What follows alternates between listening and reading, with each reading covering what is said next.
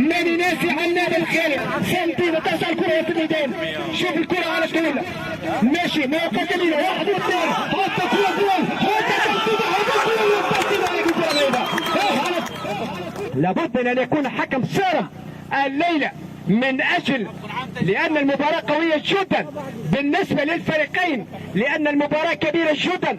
لابد من ان يكون الحكم صارم بقراراته من اجل متابعة الكرنفال. هنا كرة ملعوبة هنا بدت الجماهير، بدت صيحات الجماهير في المدرجات فعلوا على صيحات من الليلة رفعي حضري على ايقاعات السمسورية البسيطية او ابن الراية الاتحادية اللي يقول فيها شيخ ميري ماني ناسي عناب الخالي سنتين ترجع الكرة في الميدان.